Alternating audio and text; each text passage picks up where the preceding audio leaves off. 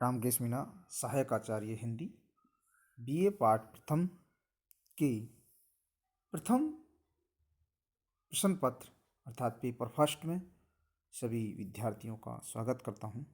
जैसा कि हमने पिछली कक्षा में निर्गुण संप्रदाय के बारे में अध्ययन किया, वो निर्गुण संप्रदाय में को जिसको संत काव्यधारा भी कहते हैं, उस संत काव्यधारा की कौन कौन सी विशेषताएं इनके अध्ययन किए, उसी क्रम में हम संत काव्यधारा के प्रमुख कवियों के बारे में आज अध्ययन करेंगे।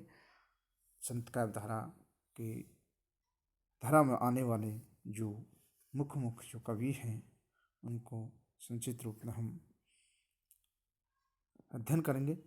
सबसे पहले संत काव्यधारा के सबसे अग्रगण्य कवि कबीरदास है, जिन्हें कबीर पंथ का स्थापक भी माना जाता है।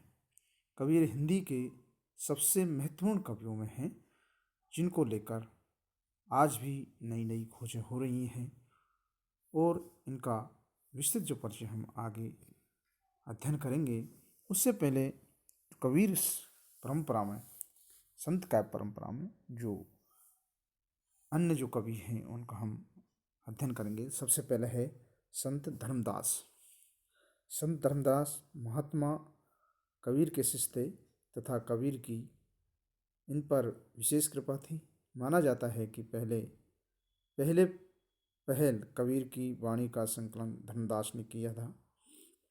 धर्मदास ने कबीर के शिष्य होने के कारण अपनी रचनाओं में उन्हीं विचारों का प्रतिपादन किया जिनका कबीर ने किया था। वे भी धर्म के कर्मकांडी और पाखंडी रूप की तीव्र भर्त्सना करते हैं, पर उन्होंने अपना रुख थोड़ा नरम रखा है। उनकी काव्य भाषा पूर्वी हिंदी है और उनकी अभिव्यक्ति भी में अधिक परिपक्वता है। दूसरे इसी परंपरा में संत दादू दयाल है। संत काव्यधारा में कबीर के बाद दादू दयाल का नाम सबसे महत्वपूर्ण है, क्योंकि दादू दयाल की शिष्य परंपरा बहुत ही समृद्ध थी और उनका जनता में प्रभाव भी बहुत व्यापक था। वे सूफी मत से भी प्रभावित थे, इसलिए उनकी रचनाओं में आत्मा परमात्मा के प्रेम का बड़ा हृदय स्पर्शी वर्णन मिलता है। उनके काव्य में सरसता बहुत है तथा उनके पंथ को दादू पंथ के नाम से जाना जाता है।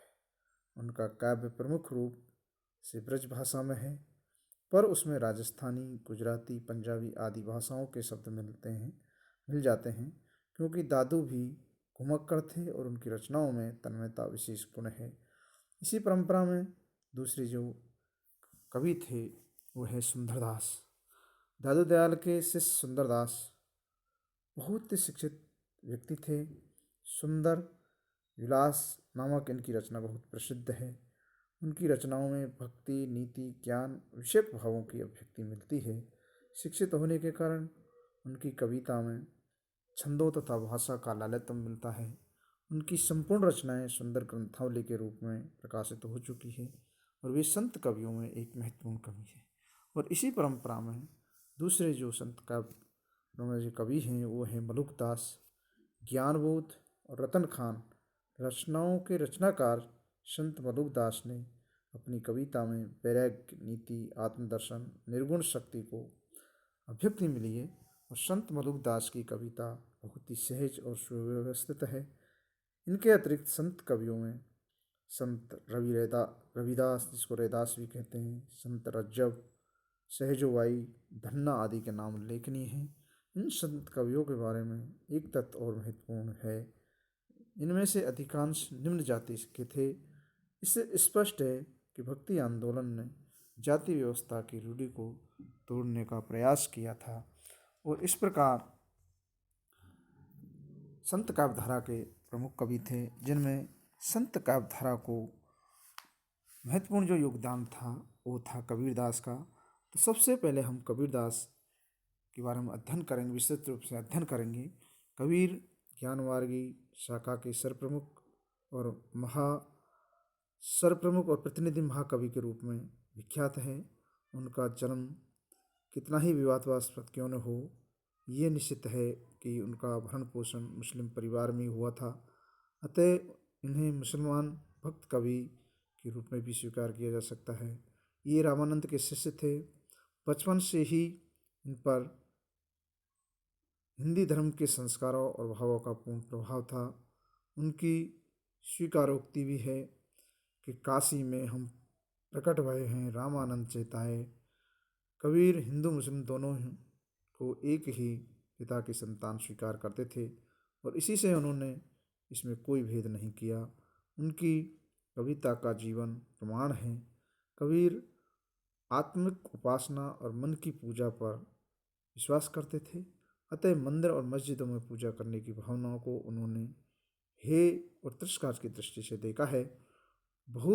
आप बहुत श्रुत थे, पंडित नहीं, उपदेशक थे, केवल कवि नहीं। कबीर मानवता के पोषक थे।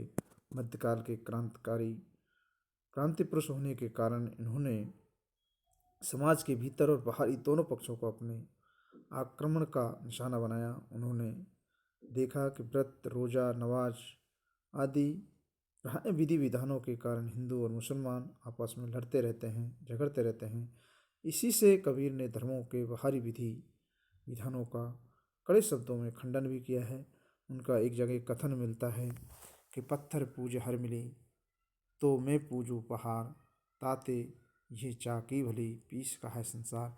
इस प्रकार उन्होंने कबीर ने धर्म के बाहरी विधान हैं उनके कड़े शब्दों में खंडन किया है और यहाँ तक भी कहा है कि अगर पत्थर पूजने से अगर ईश्वर के दर्शन हो जाएं तो मैं संपूर्ण पहाड़ को ही पूजा कर दूँ। तासे वह चाकी भली, अर्थात उससे तो वह चाकी भली है जो पत्थर की बनी होती है, उसे संसार पीस करके या अन्न पीस करके अपना जीवन निर्वाह करता है। तो इस पर ये कठोर उन्होंने कटाक्ष किया है। और कबीर के जो काव्य की जो प्रमुख विशेषता हैं वो ये हैं कि कबीर की कविता का प्रतिवाद मानव जीवन और उसके समस्त व्यापार थे। उन्होंने जीवन में बढ़ती जा रही मिट्टी को अपना खंडनात्मक दृष्टिकोण से निकालने का प्रयत्न किया है। उनकी कविता में निम्नलिखित विशेषता हैं वो हैं कबीर कवि के साथ साथ उच्च कोटि के साधक थे, सत्य के पूजक थे, ज्ञान के अन्वेषक थे और इसी से उनका काव्य सत्य और ज्ञान के निरूपण के लिए लिखा गया। दूसरी विशेषता थी कबीर की वाणी में नवरसों की अपेक्षा आध्यात्म रस की प्रधानता मिलती है और उनका समग्र रचनात्मक साहित्य एक पहुँचे हुए संत के अनुभवों का भंडार है।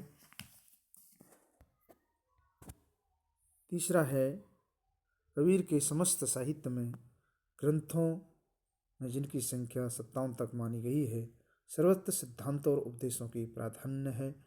कबीर के ने प्राय गुरु महिमा, संत महिमा, सत्पुरुष निरूपण, योग्याभास, भक्तों की महिमा, सत्य वचन, माया का निरूपण, नाम स्मरण की महिमा, सत्संगति के लाभ, कुसंगति की हानियाँ, साधुओं की महिमा, संसार की असारता, नारी निंदा, ईश्वर विनय आदि पर भी अधिक कहा है। उन समस्त साहित्य धर्म, समाज, आचरण और नैतिकता और व्यवहार संबंधी विषयों का भंडार है। पांचवा है कबीर की आलोचना पद्धति स्पष्टवादिता और निष्पक्षता के लिए प्रसिद्ध है। उनके साहित्य में स्वर्णवाद की मधुर झांकी मिलती है। हिंदू, मुस्लिम, सिख, ईसाई सभी के प्रति आदर स्नेह कबीर के मन में था। भेदभाव दूर करने की प्रकृति और कबीर की कविता की प्रमुख विशेषता है। तभी तो विमानवतावाद के पोषक और एक प्रगतिशील विचारक के रूप में सामने आते हैं। कबीर का काव्य इस बात का प्रमाण है कि उसमें हृदयगत सत्ता और अनुभूति की प्रधानता मिलती है। कबीर का शिल्प सरल, सहज और हृदयगत है। उनका प्रत्येक विधान दैनिक जीवन से संबंधित है। इनके सहारे कबीर की गहन अनुभूतियाँ बड़ी सरसता के साथ व्यक्त हुई है। कबीर की भाषा सांकेतिक और प्रतीकात्मक है।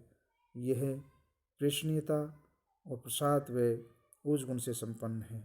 वह कई भाषाओं की मूलचालपूर्ण शब्दावली का उदाहरण है। उसमें ओज है, तेजस्विता है। वह अद्भुत उक्ति व चित्र से काव्य की सुष्ठु प्रदान करती है।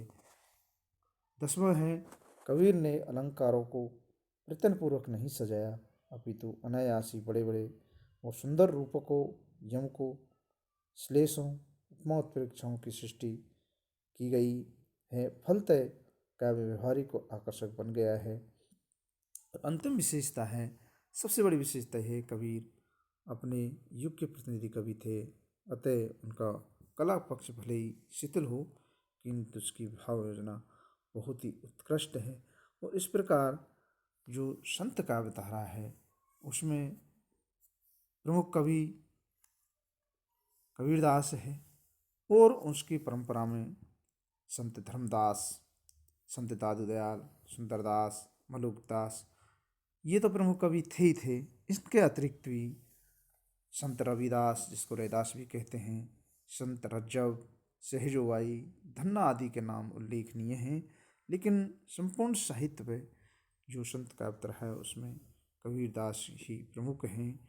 और कबीरदास इन सभी विशेषताओं से विभिन्न विशेषताएं में प्रमुख हैं, जिनमें कबीर की जो वाणी है उनके नाम से इनको जाना जाता है।